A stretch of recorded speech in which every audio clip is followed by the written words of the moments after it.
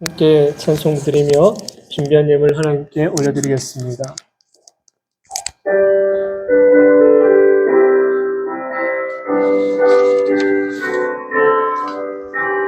죄짐에 눌린 사람은 다 주께 나오라.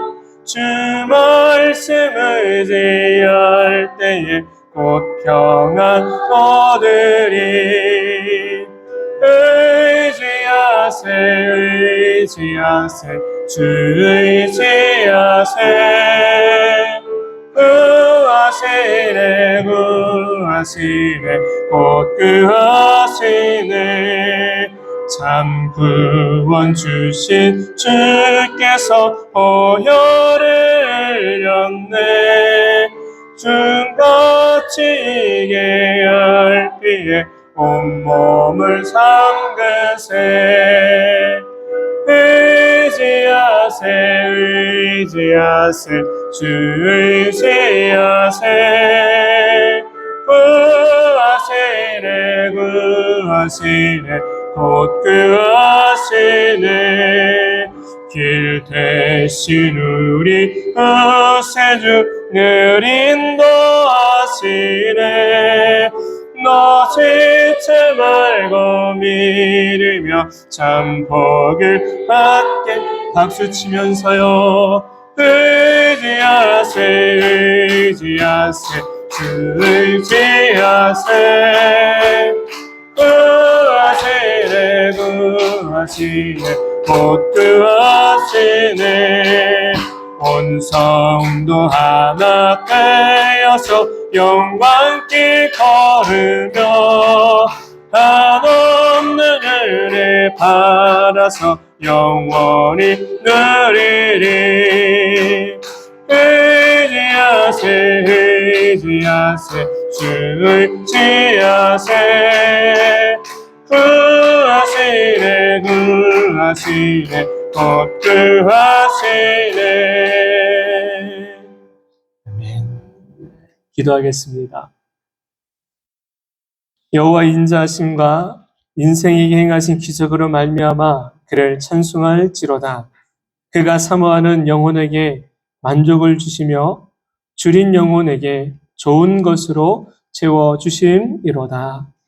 하나님, 만족과 좋은 것의 은혜를 베풀어 주시고 충만하게 하시는 하나님을 찬송하며 경배합니다.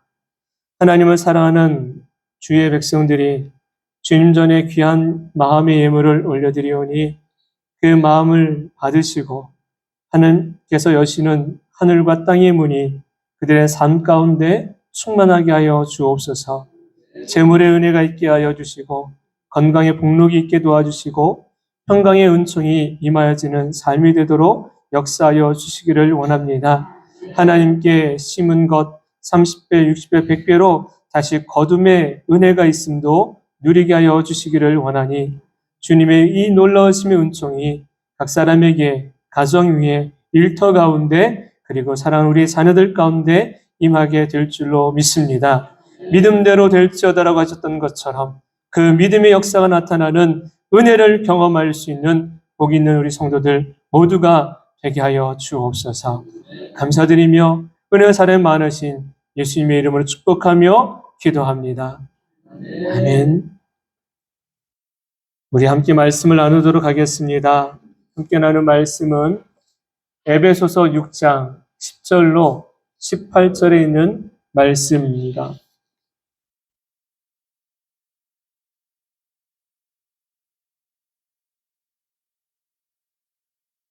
에베소서 6장 10절로 18절까지의 말씀, 한 목소리로 말씀을 봉독하여 읽습니다.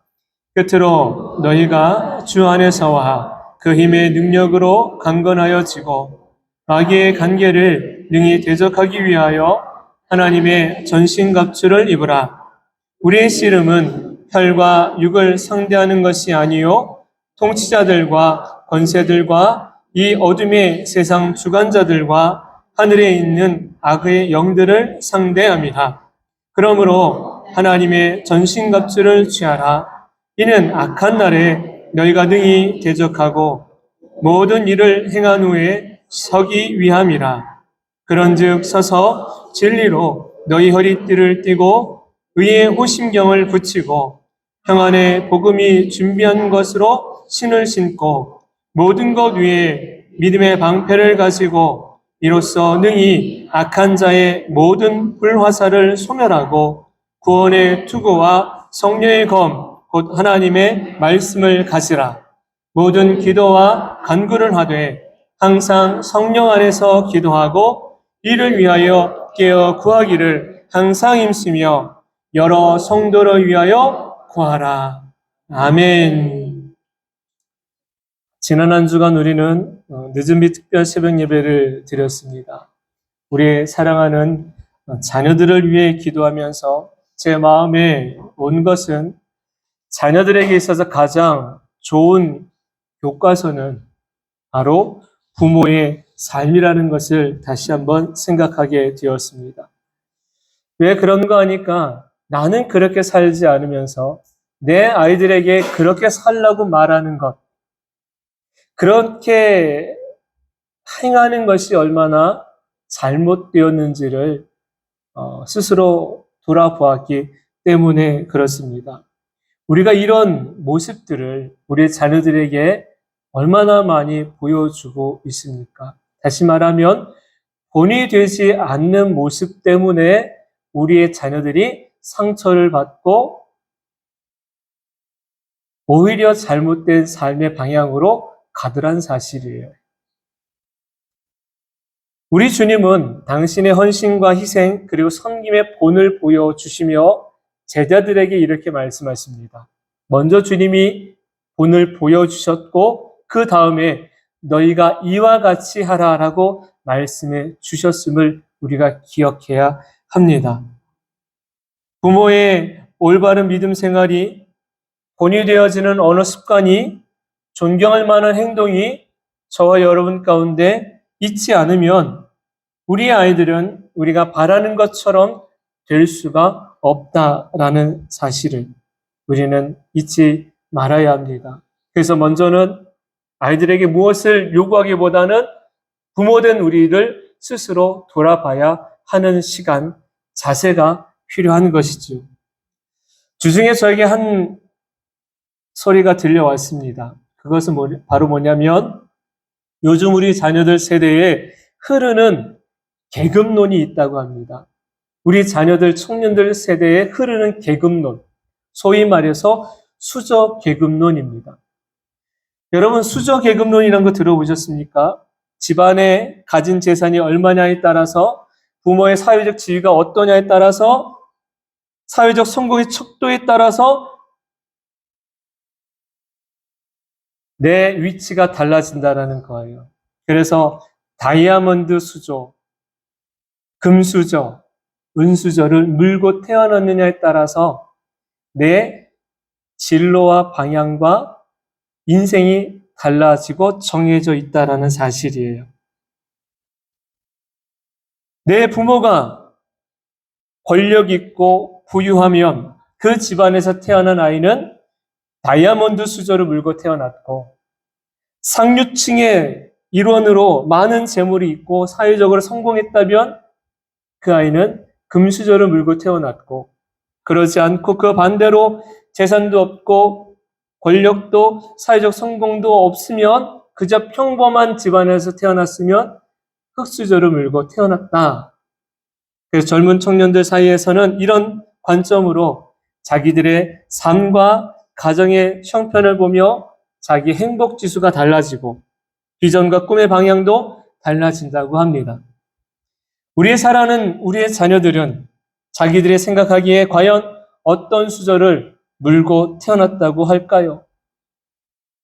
제가 이 이야기를 들으면서 참 마음이 답답하고 과연 우리 아이들이 이런 생각으로 그 삶을 살아간다면 과연 어떠할까라는 생각을 했습니다. 하나님은 우리를 수저 계급론처럼 이 계급에 따라서 구별하지 않으셨습니다. 세상이 정확히 말하면 어둠의 주관자 된 사단이 세상을 돈이 다스리는 세계로 만들어버렸고 돈의 노예가 되게 하였습니다. 물질이 얼마나 많이 있느냐 없느냐에 따라서 인생이 달라지고 이미 행복과 불행이 정해졌다는 생각을 갖고 살게 하는 이 세상. 정녕 우리 자녀들에게 필요한 것이 무엇인지 분명하고 명확하게 가르쳐 줘야 할 것입니다. 어떻게 해서든지 돈을 많이 벌 수 있는 방법이 아니고 세상에서 다른 사람을 밟고라도 꼭 성공해야 된다고 체근하는 것이 아니라 모든 행복의 주관자는 하나님 아버지이신 것을 나의 구원자가 되시는 예수님께서 그분으로 인해 우리 인생을 즐겁게 하시고 또한 복을 내려주신다는 사실을 저와 여러분이 기억해야 될 줄로 믿습니다. 우리의 주님을 우리의 사랑하는 자녀들이 인격적으로 만나는 것보다 우선되어야 될 것은 없습니다. 가장 무엇이 중요하냐면 예수님을 인격적으로 만나는 것이 중요한 것입니다. 주를 알고 주를 만나게 되면 세상에서 말하는 수저 계급론에 마음 상하지 않고 열어주시는 축복의 길을 걷고 주시는 은혜 안에서 만족과 기쁨의 날을 누리며 사는 복된 우리의 자녀들 될 줄로 믿습니다. 참된 행복은요, 예수님을 만나는 것입니다. 어느 날 큰 아들이 어릴 때이지요, 자기의 소원을 이야기한 적이 있었어요. 큰 아들 건아가 자기는 커서 이런 사람이 되고 싶다고 엄마한테 이야기했죠. 자기는 큰 백화점 사장님이 되고 싶다고 이야기를 했어요. 그 얘기를 들었던 엄마가 반색을 하면서 너무 좋아하는 거예요. 그래, 너 백화점 사장님 돼서 엄마 좋은 옷, 예쁜 옷, 좋은 가방, 명품 가방 많이 사줘라며 아이에게 이야기한 적이 있었습니다. 여러분, 우리는요, 하나님 나라의 유업을 이어받을 상속자라는 사실을 잊지 마십시오. 어느 한 사모님이 자신의 간증을 이야기할 때에 정말 그 사모님의 인생이 파란만장하고 어쩌면 그렇게 지지리도 복이 없을까라는 소리가 나올 정도로 남편의 복이 없고 삶의 불투명한 미래로 인해서 절망 가운데 있을 때에 하나님이 주신 메시지가 있었던 거예요. 그 메시지가 바로 너는 내 자녀다. 그리고 상속자다라는 것에 그 완전히 인생의 변화가 일어나기 시작합니다. 내가 누구인가, 우리 영적인 정체성, 이것을 분명하게 알게 되면 저와 여러분의 처해 있는 환경 때문에 절망하지 않고 내게 주신 하나님의 유업을 바라보며 희망과 소망의 삶을 살아가게 될 줄로 믿습니다. 하나님은 우리에게 희망 고문하시는 분이 아니라는 사실을 기억하십시오. 저와 여러분이 하나님의 자녀이면 상속자요, 상속자라는 의미는 하나님의 것이 곧 누구의 것이 된다? 나의 것이 된다라는 사실이에요. 내 부모의 것이 가로 내 것이 되어지는 것처럼 그 상속의 의미를 우리는 기억하며 살아가야 한다라는 사실이에요. 지금은 아무것도 없는 것 같아 보여도 마침내 하나님 안에 있고 하나님 뜻 안에 머물고 있으면 그리고 그 뜻대로 우리가 순종하여 살아가게 되면 하나님이 주시길 원하셨던 그 놀랍고 고귀한 것이 저와 여러분의 인생의 삶에 하나 둘씩 채워지고 이루어짐을 보게 될 줄로 믿습니다. 그렇기 때문에 우리는 지금을 보면서 좌절하지 말고 내일을 보며 주님 안에서 희망의 삶을 사는 복된 이들 되어야 한 줄로 믿습니다. 오늘 본문의 말씀의 내용은 이러합니다. 사도 바울이 에베소 교회와 지역에 살고 있는 믿음의 형제들을 향하여서 보낸 서신이지요. 특별히 에베소 교회가 문제가 있거나 이단의 문제로 말미암아 몸살을 앓거나 그 안에 죄가 가득하여서 그 죄를 지목하며 말씀하신 것이 아니라 오히려 에베소 교회에 보낸 이 서신의 내용은 그들이 하나님을 향한 영원한 목적과 은혜의 차원에서 더 열심히 하기를 말하고 또한 하나님의 교회를 든든히 세워가는 데에 열정을 갖게 되기를 원하는 마음으로 이 서신을 보낸 것이에요. 바울은 우리가 개인의 유익을 위해서뿐 아니라 하나님의 영광을 위해서 살기를 원하고 있습니다. 믿는 그리스도인들이 실제로 겪는 매일의 삶은 하나님의 목적을 이루어가기 위한 하루라는 사실을 기억하며 살아야 한다라는 사실이지요. 그렇게 되기 위해서는 형제가 서로 연합해야 되고, 그리고 말씀과 복음 안에서 삶을 살아가야 된다라는 것을 이야기합니다. 또한 우리가 믿음의 삶을 살아갈 때에 사단의 공격이 있다라는 것을 알려줍니다. 믿음을 갖고 복음 안에서 살아가려면 반드시 어둠의 영은 존재하고 그 존재하는 어둠의 영이 우리를 공격하기에 영적 싸움에 대하여 대비할 것도 말씀하고 있습니다. 본문의 말씀을 중심으로 우리는 두 가지를 함께 나누려고 합니다. 좌우 앞에 계신 분들에게 먼저 이렇게 함께 격려하시오. 말씀의 방벽을 세웁시다. 말씀의 방벽을 세웁시다. 저와 여러분의 인생에 말씀의 방벽이 든든히 세워질 줄로 믿습니다. 첫 번째는요, 전신갑주를 입어야 합니다. 본문의 말씀 13절을 우리가 함께 읽도록 하겠습니다. 함께 있습니다. 시작. 그러므로 하나님의 전신갑주를 취하라. 이는 악한 날에 너희가 능히 대적하고 모든 일을 행한 후에 서기 위함이라. 아멘. 사도 바울이 에베소 교회와 성도들에게 영적 싸움에 대비하기 위하여 하나님의 전신갑주를 입으라고 합니다. 이 말씀은 우리가 살아가는 삶이 평탄한 삶만은 아니라는 것을 알려주는 것이에요. 다시 말해서 싸워야 될 삶이고 정복해야 될 삶이고 이겨가야 될 삶의 모습이라는 것을 알려줍니다. 에베소 6장을 읽으면서 먼저 갖게 되는 생각은 내가 누구냐이라는 거죠. 나는 하나님이 보셨을 때 누구냐? 우리 모두는 하나님의 군사다라는 것을 기억해야 합니다. 세상을 살아가는 동안에 우리를 좌절하게 만들고 절망하게 만들어 삶을 포기하게 만드는 일들이 여럿 일어나게 됩니다. 이런 일들이 우연히 일어나는 것이 아니란 사실이에요. 어둠의 주관자인 사단이 하나님의 백성을, 하나님의 자녀된 이들을 실족하게 만들어서 결국은 하나님을 떠나게 하기 위하여 가지고 오는 영적 공격이 있습니다. 사도 바울은 이런 영적 공격은 영적 싸움을 통해서 이겨낼 것을 종용하고 있습니다. 인간의 육체적인 어떤 힘으로 싸울 수 있는 것이 아니기 때문에 영적인 전신갑주를 입을 것을 말씀합니다. 그렇다면 영적 전신갑주가 뭐냐라는 거예요. 영적 전신갑주. 여러분, 전신갑주를 입으라라는 말 앞에 중요한 수식어가 하나 붙습니다. 누구의 전신갑주입니까? 하나님의 전신갑주입니다. 다시 말해서요, 우리의 싸움은 우리의 힘과 능력으로 싸우는 것이 아니란 사실이에요. 하나님의 이름으로, 하나님의 능력으로, 하나님을 의지함으로 싸워야 될 싸움이라는 것입니다. 조금 더 쉽게 말씀을 드리면 우리만의 힘으로는 사단과 대적할 수가 없다라는 사실이에요. 지피지기면 백전백승이라고 합니다. 나를 알고 적을 알면 백전백승이라는 것이요. 나를 알고 사단을 알면 우리는 백전백패예요. 네. 나를 알고 사단을 알면 백전백패. 그 사이에 누가 들어오셔야 돼요?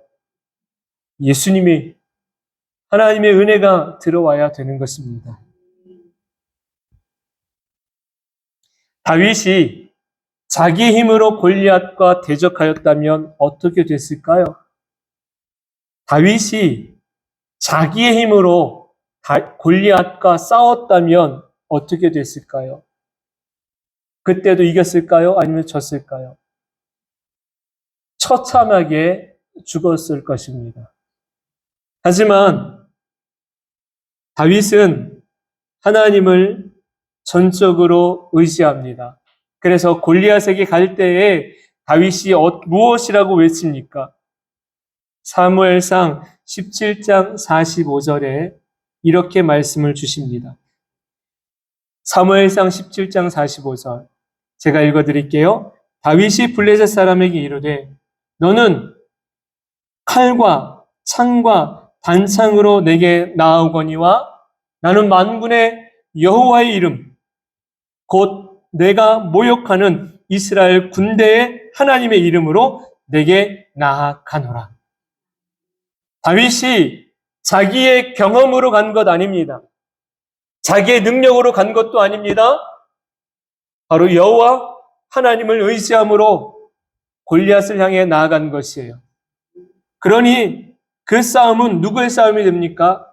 다윗과 골리앗의 싸움이 아니라 하나님과 골리앗의 싸움이 될 수 있었던 것이에요.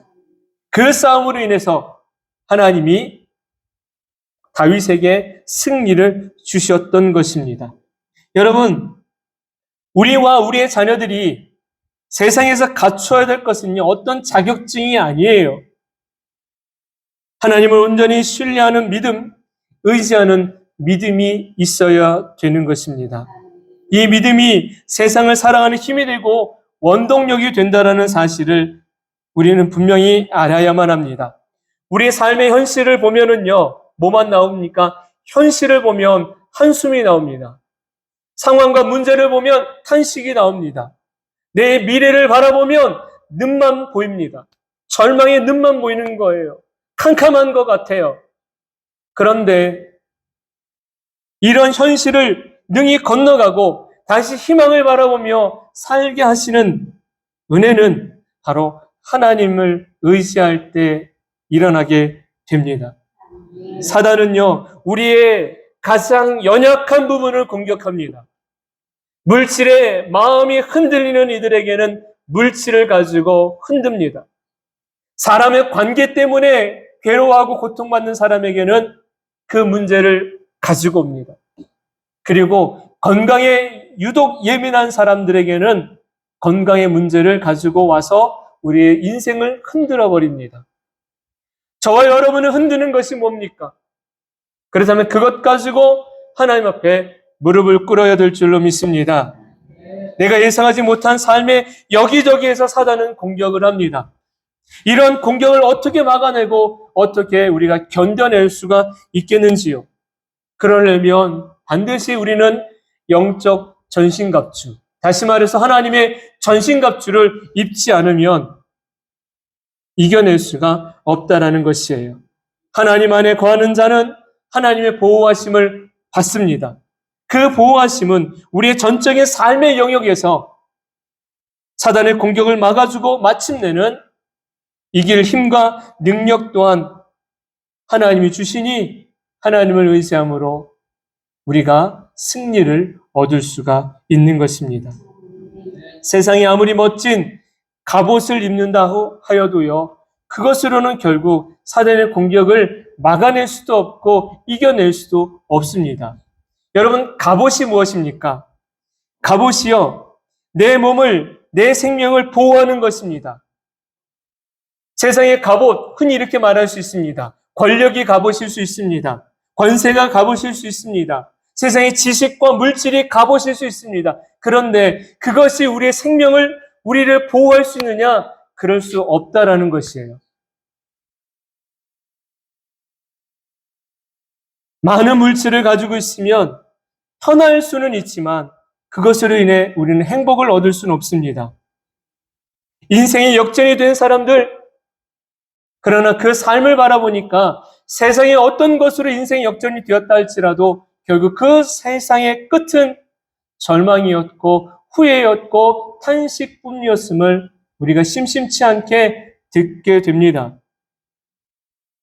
그렇다면 지금보다 더 많은 사람들과 인간관계를 맺게 되면 그것이 우리의 삶을 윤택하게 하고 세상으로부터 우리를 지켜낼 수 있을까요? 사람의 마음이 얼마나 간사한지 우리는 잘 알고 있습니다. 나에게 도움이 안 된다면, 나에게 유익이 안 된다면 그 사람에게서 돌아서는 것이 바로 사람의 마음인 것입니다.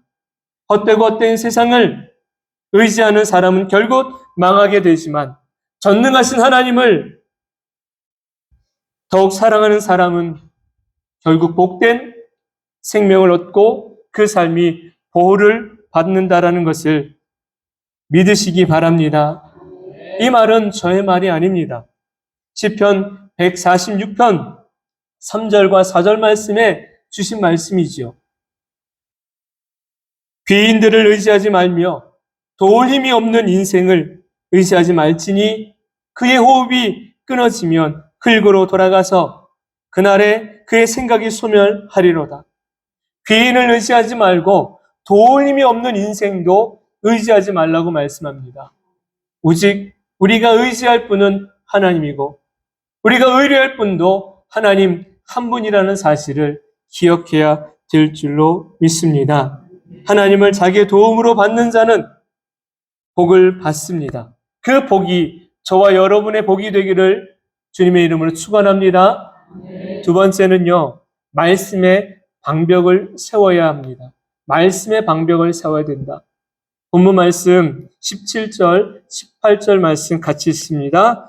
구원의 투구와 성령의 검, 곧 하나님의 말씀을 가지라.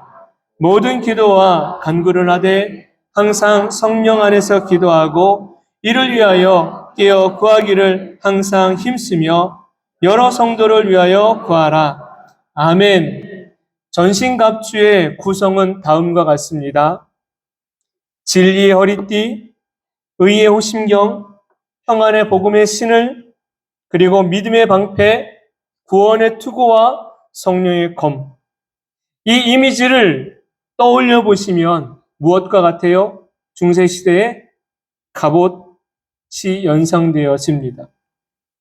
다른 어떤 것들은 다 방어를 위한 것인데 유일하게 한 가지는 공격용 무기가 있습니다.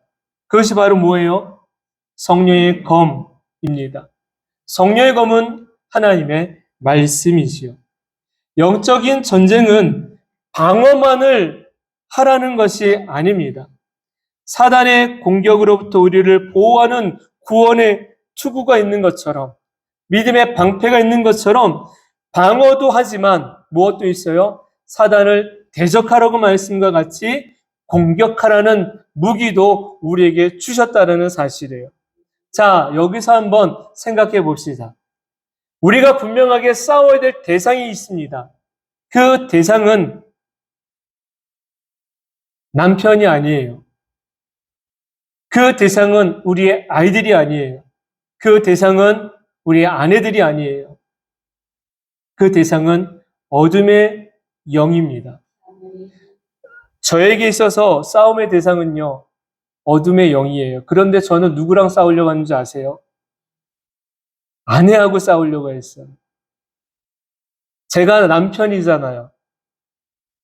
제일 측근이 되어야 되고 제일 아군이 되어야 되는데 저는 남의 편, 남편이 남의 편이 되어서 오히려 아내를 상처 주었고 힘들게 하였고 어렵게 했습니다. 남편이 남편 되지 못하니까 누가 아파요? 아내가 아프고 자녀가 힘들어지고 고통의 삶을 살 수밖에 없더라고요. 싸움의 대상을 잘못 고르면 결국은 누가 제일 힘드냐면 아군된 이들이 힘들어져요. 여러분은 싸움의 대상을 잘 보고 계십니까? 나의 싸움의 대상을 내가 분명하게 보고 그 싸움의 대상과 싸워야 되지. 싸우면 안 될 대상과 내가 싸우고 있으면 서로 뭘 주고 있는 거예요? 상처를 주고 있는 거예요. 저와 여러분의 싸움의 대상은요, 한 집에 살고 있는 그 가족이 아니에요.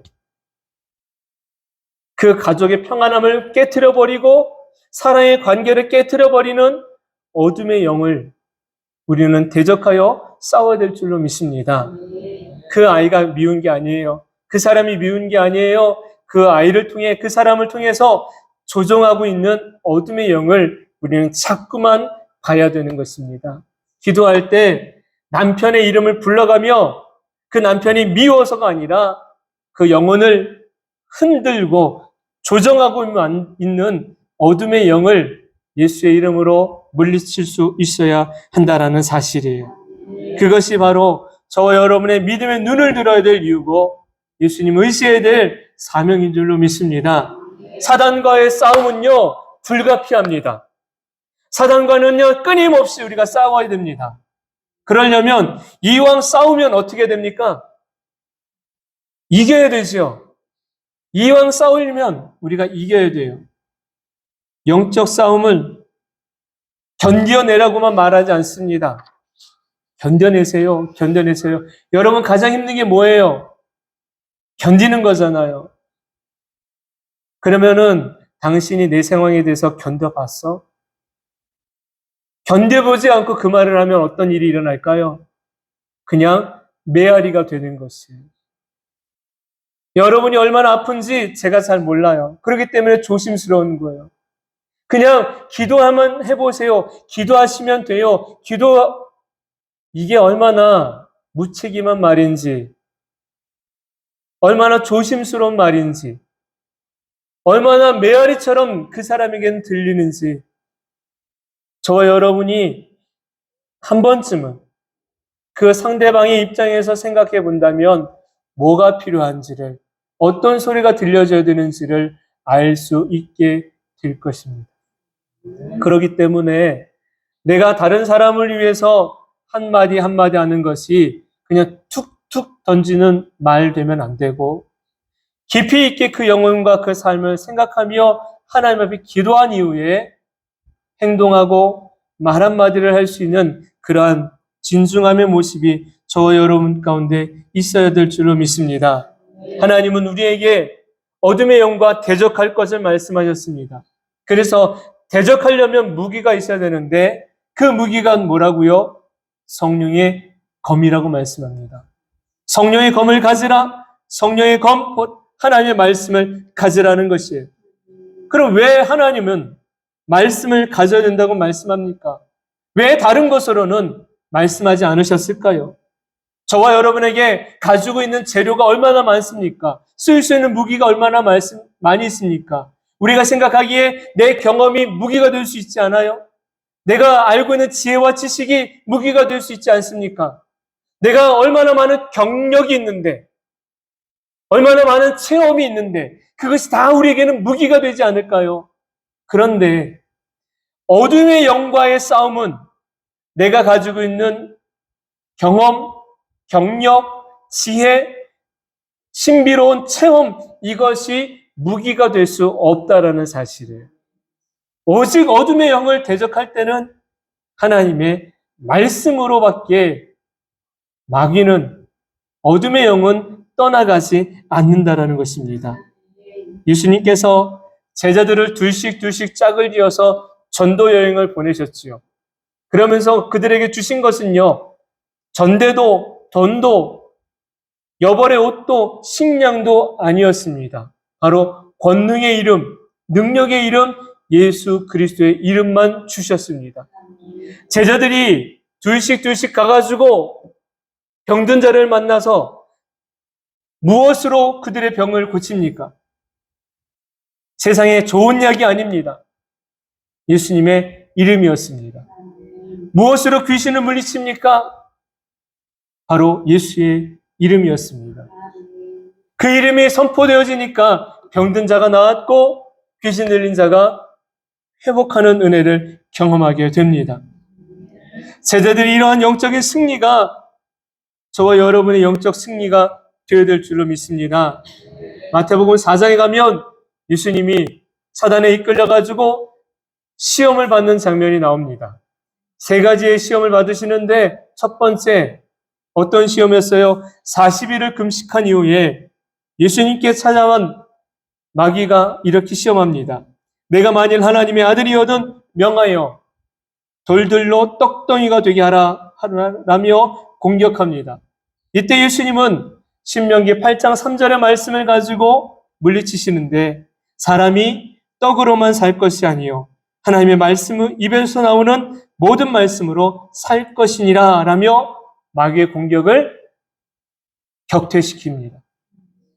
두 번째, 성전 꼭대기에 세우고 이렇게 이야기합니다. 내가 만일 하나님의 아들이어든 뛰어내리라며 예수님을 공격합니다. 이때도 예수님은 신명기 6장 16절의 말씀으로 주 너의 하나님을 시험하지 말라며 어둠의 영을 물리치십니다. 마지막 세 번째, 높은 산으로 올라가서 천하만국을 보여주며 이렇게 이야기합니다. 내게 엎드려 경배하면 이 모든 것을 내게 주리라. 그때에도 예수님은 신명기 6장 13절의 말씀, 주 너의 하나님께 경배하고 다만 그를 섬기라 하였느니라. 말씀으로 마귀에게 대적할 때에 마귀가 떠나갔습니다. 여러분, 저와 여러분에게 이 말씀이 중요합니까? 이 말씀은 영적 무기가 되기 때문에 그래요. 말씀이 육신이 되어 오신 분이 누구세요? 예수님입니다. 그 예수님이 이제는 누구를 만나주셨고 누구 안에 계시겠다고 말씀합니까? 저와 여러분을 만나주셨고 내 안에 거하시겠다고 말씀해 주셨습니다. 그렇다면 우리가 그 예수님으로 인해서 무엇을 이겨낼 수 있는 거예요? 어둠의 영, 마귀를 이겨낼 수 있습니다. 이 능력의 이름 예수를 우리 입술 가운데 끊임없이 고백할 수 있게 되기를 바랍니다. 예수님 때문에, 예수님으로 인해서 예수님이 아니면 안 된다는 이 영적인 갈급함과 사모함과 또한 간절함이 있을 때에 우리를 넘어지게 만들려고 오는 그 어둠의 영들을 능히 물리칠 수가 있게 될 것입니다. 여러분, 우리의 삶과 우리의 자녀들의 삶에 말씀의 방벽이 든든히 세워지지 않으면 결국 사단의 공격 앞에 속절없이 무너져버리고 말게 될 것입니다. 예수님께서 사단의 공격을 말씀으로 이겨내셨던 것처럼, 물리치셨던 것처럼 저와 여러분에게 하나님의 말씀은 내게 주신 능력의 무기요, 어둠의 영을 물리치는 권세의 무기라는 사실을 잊지 마시기를 바랍니다. 그래서 우리가 말씀을 듣는 것과 말씀을 아는 것과 말씀을 마음에 새기는 것이 중요한 거예요. 하나님의 말씀이 아니면 저와 여러분은 이 땅을 살아갈 힘과 능력을 얻을 수가 없습니다. 하나님이 주시 아니하시면 또한 우리가 견뎌낼 수도 없습니다. 우리의 사랑하는 자녀들에게 무엇을 주기를 원하십니까? 말씀을 갈려주시기를 바랍니다. 말씀의 방벽을 든든히 세워줘야 됩니다. 말씀의 방벽이 우리에게 있어야 됩니다. 예루살렘의 성벽이 있을 때에 이스라엘 백성들이 안전했던 것처럼 영적인 말씀의 방벽이 세워질 때에 저와 여러분과 우리의 사랑하는 자녀들이 하나님이 주신 축복의 은혜 아래서 그 은혜를 받아 누리며 안전하게 평안하게 삶을 살아가게 될 줄로 믿습니다. 하나님은 우리에게 어떤 분이라고 알려주셨습니까? 하나님은 우리를 지키시는 하나님이십니다. 하나님은 우리를 복 주시기를 원하시는 하나님이십니다. 하나님은 우리 가운데 함께 거하셔서 저 여러분 인생을 가장 복된 길로 인도하여 주시는 분이신 줄로 믿습니다. 그 하나님을 우리는 마음 다하여 사랑하고 온 힘 다하여 의지할 수 있는 저와 여러분 되기를 주님의 이름으로 축원합니다. 우리 이 시간 함께 찬양하려고 합니다. 하나님은 너를 지키시는 자를 함께 찬양합시다. 하나님은 너를 지키시는 자, 너의 우편에 그늘 되시니 낮의 해와 밤의 달도 너를 해치 못하리. 하나님은 나를 지키시는 자, 나의 환난을 면케하시니 그가 나를 지키시리라. 나의 출입을 지키시리라. 눈을 들어 산을 보아라. 나의 도움 어디서 오나. 전능하신 나를 만드신 여호와께로 눈을 들어 산을 보아라. 눈을 들어 산을 보아라. 나의 도움 어디서 오나. 전지으신 나를 만드신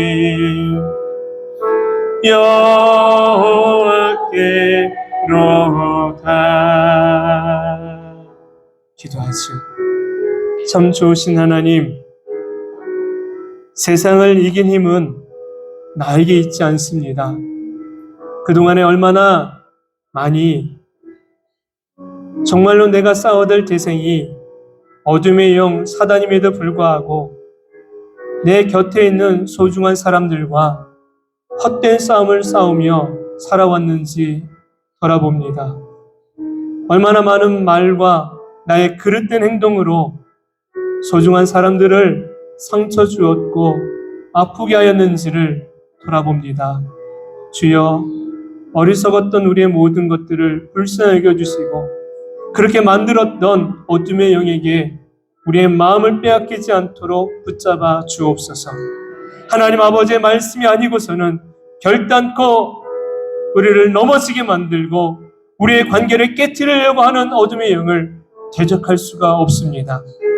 성령의 검을 가지라고 하셨던 것처럼 하나님이 주신 우리의 생명의 말씀, 진리의 말씀, 능력의 말씀, 이 말씀을 붙들고 나아가기를 원합니다.